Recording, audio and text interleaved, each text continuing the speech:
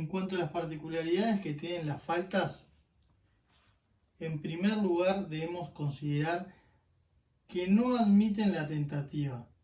ya que su ejecución solo se castiga cuando se consuman porque así lo establece el artículo 6 del Código Penal uruguayo, cuando dice las faltas solo se castigan cuando hubieran sido consumadas.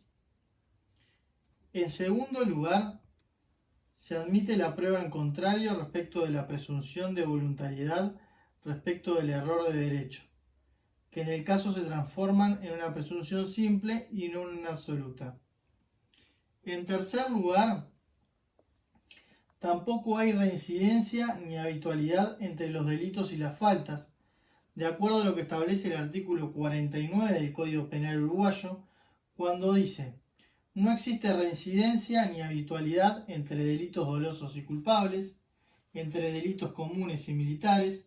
entre delitos comunes y políticos,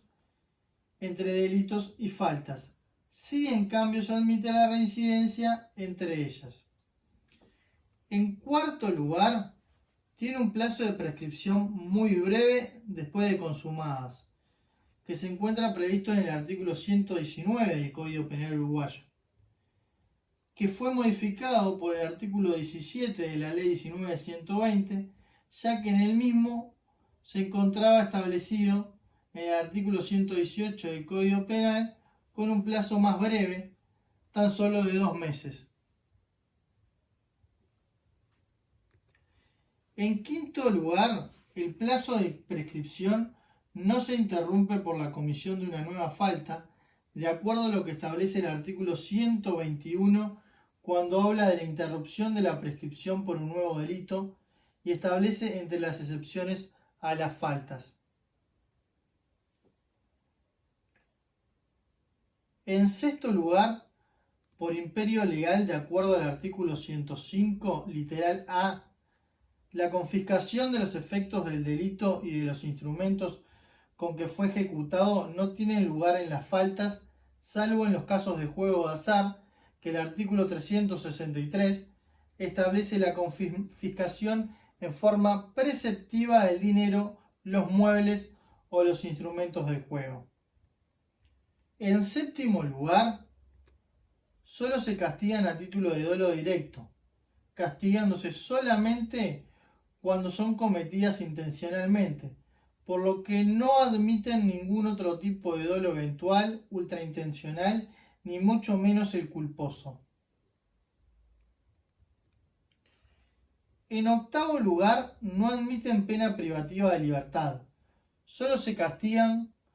con trabajo comunitario de acuerdo a lo que establece el artículo 369 del Código Penal uruguayo, pero en el caso de que el condenado no cumpliera la prestación de trabajo comunitario, en ese caso sí va a tener que cumplir un día de prisión por cada uno de trabajo no cumplido. Dicha disposición fue sumamente cuestionable, por lo que haremos un breve comentario. La Ley 19.120, en su artículo 15, introdujo como novedad frente a las faltas que las mismas se dejarán de castigar con pena de multa y pasarán a sancionar con pena de trabajo comunitario en todo lo relativo al título tercero del Código Penal referido a las faltas, con la única excepción del artículo 364 bis, tomando en consideración lo que cierto sector de la doctrina planteaba sobre darle mayor participación de alguna manera al victimario en la reparación por el daño cometido por el delito. Para ello, en dicho artículo se define que el trabajo comunitario, volvemos a la diapositiva anterior, perdón. Para ello, en dicho artículo se define qué es el trabajo comunitario, entendido como aquella prestación del servicio que se le asigna a quien haya cometido una falta, en la cual la misma debe tener cierta congruencia con el trabajo comunitario asignado, debiendo en lo posible ser acorde a las posibilidades físicas y mentales del obligado. Además, agrega que el régimen horario para el cumplimiento del trabajo comunitario será de 2 horas por día. Ahora bien, los mayores cuestionamientos que se realizan son sobre el inciso final que establece que el cumplimiento del trabajo comunitario con la particularidad de su obligatoriedad, lo que un sector de la doctrina entiende que si se forzara al condenado a trabajar, dicha disposición sería inconstitucional y contraria a todas las convenciones internacionales celebradas en las últimas décadas en contra del trabajo forzoso. Además, el inciso de referencia dice que si no se cumple con el trabajo comunitario, deberá ir preso, computándose un día de trabajo comunitario no cumplido por un día de prisión, lo que a claras luces parece un tanto excesivo el penar con un día de prisión por no cumplir con 2 horas de trabajo comunitario. Por último, quien debe instrumentar y fiscalizar la pena de trabajo comunitario a cumplir será la Oficina de Supervisión de Libertad Asistida del Instituto Nacional de Rehabilitación.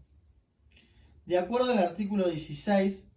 la OSLA debe elevar un informe al juez competente sobre la instrumentación del trabajo comunitario y sobre la fiscalización. Para poder instrumentar el mismo, el Ministerio del Interior podrá suscribir convenios con diversas instituciones públicas o privadas siempre que desarrollen su actividad en el país. En noveno lugar, debemos hacer referencia al artículo 1 de la Ley 17.726, que establece que las faltas no admitirán prisión preventiva. Si bien es bueno hacer referencia, entiendo que estaría derogado por ser una modificación al Código de Proceso Penal, al viejo Código de Proceso Penal, y además no se encuentra dentro de los casos que el nuevo Código de Proceso Penal plantea para la admisibilidad de la misma.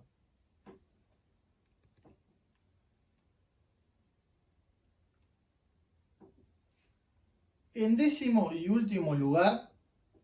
estoy totalmente de acuerdo con Miguel Langón cuando decía que las mismas son más propias de la justicia restaurativa,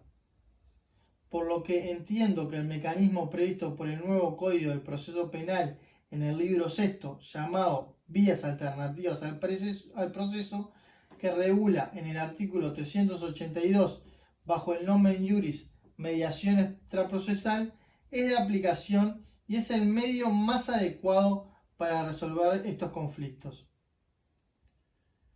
Culminando el análisis de las generalidades que plantea la Ley 19.120, llamada Ley de Faltas, mucho se ha escrito sobre las modificaciones en cuanto al régimen procesal de las mismas, pero creo que en la práctica, desde el cambio de paradigma instaurado por el nuevo Código de Proceso Penal, con las posibilidades que tiene la Fiscalía en el artículo 98 del nuevo Código en cuanto a las facultades de no iniciar la investigación o de dar por terminada la misma, y el principio de oportunidad establecido en el artículo 100 del nuevo CPP, por tratarse de delito de escasa entidad, no merece realizar un mayor análisis.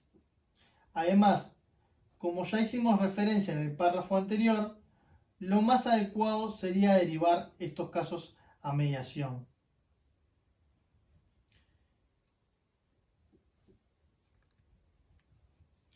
Antes de entrar en el análisis de las faltas que se encuentran reguladas por nuestro libro tercero del Código Penal, no debemos perder de vista que las mismas aparecen como un eco o resonancia, como una sombra de los delitos propiamente dichos, lo que queda manifiesto con la mera configuración en capítulo de las faltas, repitiendo el orden y la denominación utilizada en el libro 2 en los delitos propiamente dichos.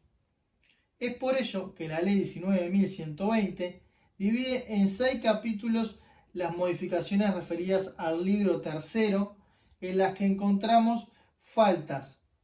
primero, contra el orden público, en segundo lugar, contra la moral y las buenas costumbres, en tercer lugar, contra la salubridad pública, en cuarto lugar, contra la integridad física, en quinto lugar, contra la propiedad, Y en sexto lugar, la afectación y el deterioro de los espacios públicos, en un capítulo nuevo que es creado por el artículo 12 de la Ley 19.120.